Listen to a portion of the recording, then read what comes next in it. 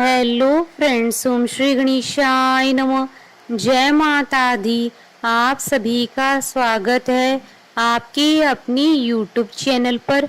आप सभी को नवरात्रि की हार्दिक शुभकामनाएं। आज हम नवरात्रि के 8वें दिन पर दुर्गा सप्तशती पाठ के 12वें अध्याय को प्रस्तुत करेंगी। फ्रेंड्स, वीडियो शुरू करने से पहले आपसे रिक्वेस्ट है, अगर आप हमारे चैनल पर नए हैं और आपने अभी तक चैनल को सब्सक्राइब नहीं किया है तो प्लीज़ सब्सक्राइब कीजिएगा चैनल को। साथ ही प्रेस कीजिएगा बेल आइकन को, जिससे नए वीडियो से रिलेटेड नोटिफिकेशन आपको तुरंत प्राप्त हो सके। और वीडियो पसंद आने पर वीडियो को लाइक और शेयर जरूर कीजिएगा, ताकि सभी भक्तों को इस वीडियो का लाभ प्राप्त हो सके। और कमेंट बॉक्स में जय माता दी जरूर लिखिएगा। या देवी सर्वभूतेषु शक्ति रूपेण संस्थिता नमस्तस्यै नमस्तस्यै नमस्तस्यै नमो नमः। 12वां अध्याय प्रारंभ। देवी के चरित्रों के पाठ का महात्म। देवी बोली, हे देवताओं, जो पुरुष इन स्तोत्रों द्वारा एकाग्रचित होकर मेरी स्तुति करेगा, उसके संपूर्ण कष्टों को निसंदेह मैं हर लूंगी।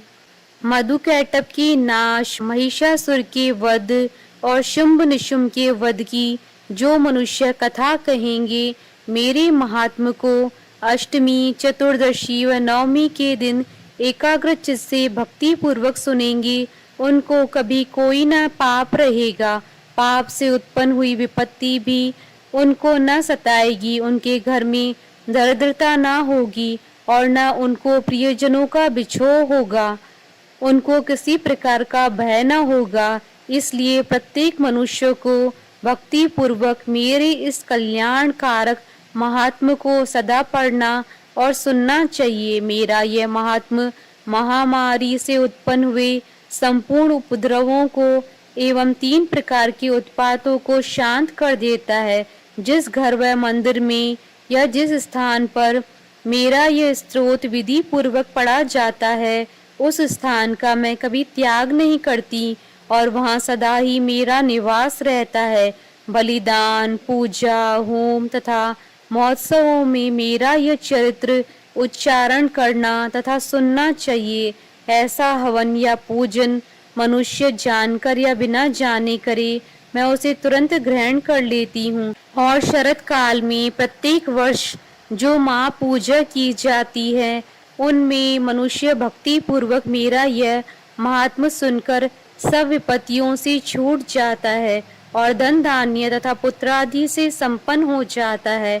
मेरे इस महात्म व कथाओं इत्यादि को सुनकर मनुष्य निर्भय हो जाता है और महात्म के श्रवण करने वालों के शत्रु नष्ट हो जाते हैं तथा कल्याण की प्राप्ति होती है और उनका कुल आनंदित हो जाता है। सब कष्ट शांत हो जाते हैं तथा भयंकर स्वप्न दिखाई देना तथा घरेलू दुख इत्यादि सब मिट जाते हैं। बाल ग्रहों में ग्रसित बालकों के लिए यह मेरा महात्म परम शांति देने वाला है। मनुष्य में फूट पड़ने पर यह बलि भांति मित्रता कराने वाला है। मेरा यह महात्म मनुष्यों को मेरी जैसी सामर्थ्य की प्राप्ति कराने वाला है। पुष्प, अर्घ्य, धूप, गंध, दीपक इत्यादि सामग्रियों द्वारा पूजन करने से, ब्राह्मण को भोजन करा के, हवन करके, प्रतिदिन अभिषेक करके, नाना प्रकार के भोगों को अर्पण करके और प्रत्येक वर्ष दान इत्यादि करके जो मेरी आराधना की जाती है और उससे मैं जैसी प्रसन्न हो जाती हूँ, वैसी प्रसन्न मैं इस चरित्र के सुनने से हो जाती हूँ। यह महात्म श्रवण करने पर पापों को हर लेता है तथा आरोग्य प्रदान करता है। मेरे प्रादुर्भाव का कीर्तन दुष्ट प्राणियों से रक्षा करने वाला है। युद्ध में दुष्ट दैत्यों का संहार करने वाला है। इसके सुनने से मनुष्य को शत्रुओं का भय नहीं रहता है। हे देवताओं, तुमने जो मेरी स्तुति की है अथवा ब्रह्मा जी ने जो मेरी स्तुति की है, वह मनुष्यों को कल्याणमयी बुद्धि प्रदान करने वाली है।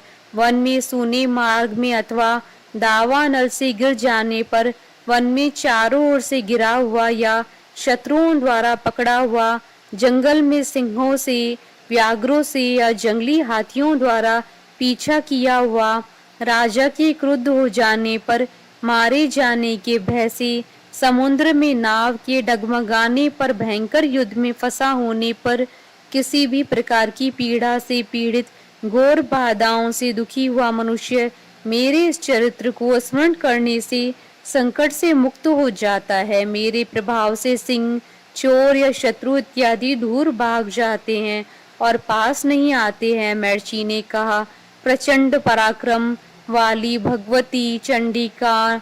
यूं कहने के पश्चात सब देवताओं के देखते ही देखते अंतर्ध्यान हो गईं और संपूर्ण देवता अपनी शत्रुओं के मारे जाने पर पहले की तरह यज्ञ भाग का उपभोग करने लगे और उनको अपने अधिकार फिर से प्राप्त हो गए तथा युद्ध में देवताओं के शत्रुओं शुंभ व निशुंभ के देवी के हाथों मारे जाने पर बाकी बचे हुए राक्षस पाताल को चले गए। हे राजन, इस प्रकार भगवती अंबिका नित्य होती हुई भी बार बार प्रकट होकर इस जगत का पालन करती हैं, इसको मोहित करती हैं, जन्म देती हैं और प्रार्थना करने पर समृद्धि प्रदान करती हैं। हे राजन, भगवती ही महाप्रलय के समय महामारी का रूप धारण करती हैं और वही संपूर्ण ब्रह्मांड में व्याप्त हैं। वही भगवती समय समय पर महाकाली तथा महामारी का रूप बनाती हैं